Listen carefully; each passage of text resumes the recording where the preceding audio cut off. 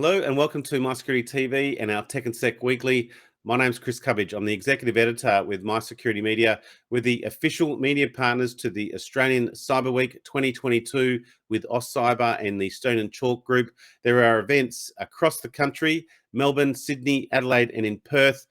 We've done a series of interviews with the special guests and special partners throughout the week. Each has a unique call to action. So without further ado, here's our special guest. Jacqui Loustau, great to have you back after so long. This is all part of Australian Cyber Week. Introduce us to the Australian Women Security Network. You're the founder, and it just keeps going from strength to strength from what I see.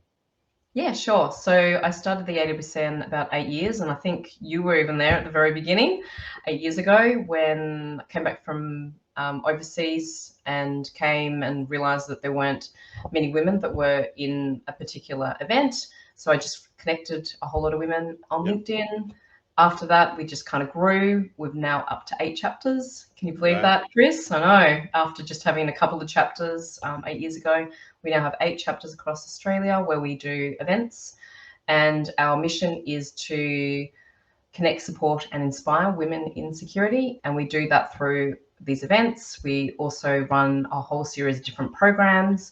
We're doing a lot of outreach, and we're also just launched a study and a survey. Wonderful. Well, I visited the website. It's awsn.org.au, and you've been well supported too. You've got CyberCX, Telstra, ASD, and the Commonwealth Bank. Do you find that larger corporate government support has made the key difference for you and are able to grow these chapters and the membership base? Absolutely. We've been really fortunate over the years to have really great support from not only the government, but defence and corporates in private sector. Also, you'll see there's a lot of startups there as well, and that's really important because we want all voices as part of this journey. And also academia, we work very closely with academia as well. Right. And I see ISC Squared are on here too. We were just earlier today at we're at a virtual booth, just crossing paths. So we always do cross paths. What's your involvement with AustCyber and the Australian Cyber Week next week? Yeah, so it's really exciting. We have a really great session coming up on Monday afternoon. It's on diversity in cybersecurity. Are we the best we can be? And this is really off the back of some of the insights that we have started to get from our study and our survey, which was just launched. Well, it's going to be launched later this year. And we're just giving some insights to the community, which is really exciting. The really great thing is that we're going to have the professors from RMIT who are going to be presenting there. So we have Dr. Leonora Rice, who's going to be there, and we also have Dr. Lena Wang, and we also have on the panel Amy Roberts from ASD, who is the sponsor of this really important study. Great, and g'day to Amy. She'll be watching this for sure.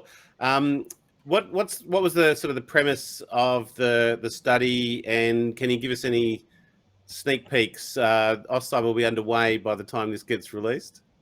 Yeah, sure. So the whole reason why we want to do this study is that over the years, we have been investing some money into different programs.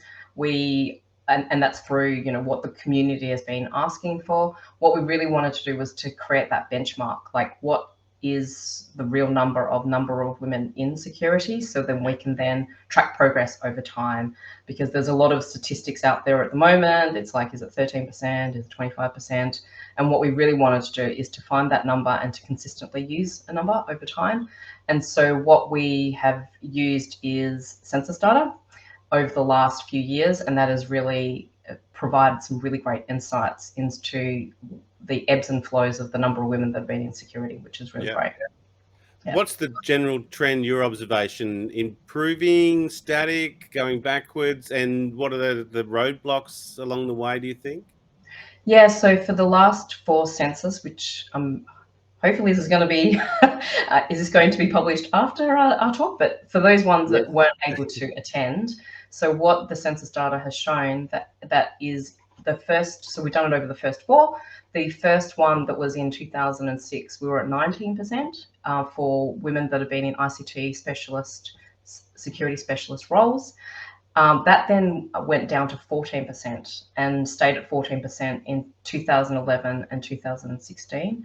Right. And the reason behind that is that the number of men were really flooding in. So women were still increasing, but the ratio of women was still really small. What was really exciting is 2021 data, which we just got, and it has moved up to 16%, which is, progress. Yep. But the really great news about that is that men are coming in threefold, but women are coming in at fourfold, which is a positive sign. Yeah. I think those are the key kind of change, because the whole workforce is changing and also growing. So it's understanding sort of the growth within the workforce, and then also the breakdown on how that is working. What do you think is the key driver or limitation or inhibitor? Do you think it's early education, a longer term roadmap, or is there any sort of key blockages within, particularly in the technology cybersecurity industry, that might be influencing how women are perceived and perceive the industry themselves? Yeah, absolutely. And we kind of always put it in kind of 3 areas, and that's how we tackle it. So at the moment, we know that there's a retention problem. So women come in, it's quite challenging sometimes in certain organizations for them to stay and to see a career path. So that's why we've been focusing pretty much for the first 8 years on just retention. But we recognize, as you mentioned, that when it comes to pipeline, we need to start earlier, because the earlier that we start for them to be really interested in it, the more experience they get. When they get into the workforce, they're ready for working in cybersecurity, because it takes a while to get that skill set.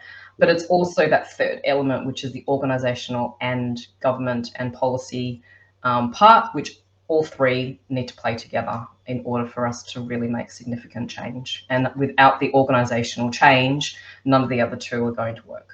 Well, we might come back to your sponsors, I suppose, when you do think about those large corporates, and it is that organizational change, and that only has to be subtle change. Any sort of highlights for you over the last couple of years that you think, from that organizational change perspective, has made a difference? Yes, so there was one sponsor, which is Telstra, who actually went out and went, do you know what, we really want to do a focused internship program to take on some women into our team and to uplift and train them. So that was a really great thing that one of the sponsors did.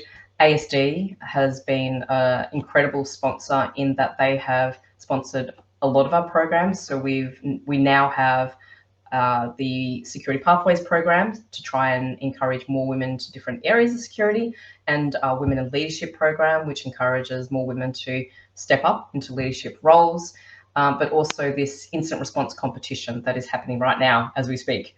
We have 250 women that are part of that competition with 48 teams, and they're all working through different incident scenario. And what is really great about that is where it's kind of like that end-to-end part of incident response. So from the technical elements to the communications to the legal elements to let's do an executive briefing. So it's really exciting that we get to really allow lots of women to experience what it's like to be part of an incident. Well, speaking of part of incidents, there's a number of large incidents on the way right now. So you only need to we need to get as battle hardened as you possibly can in the current environment. I think, again, that sort of safer environment, as you can sort of simulate it, I think that's really, really important. And also linkages to those large corporates that are under constant attack as well. Jacqui Loustau, look, it's been a pleasure. We're keeping these nice and short. Basically, what's a call out to the audience listening? And as I mentioned, I've already said the website, awsn.org.au. But any key calls to action? So at the moment, we're running a mentoring program. So if you are interested in becoming a mentee or become a mentor, that's mentor is open to anybody, then please jump on our website and give back. It would be great. Wonderful. Well, otherwise, they'll see you on Monday in Melbourne at Australian Cyber Week.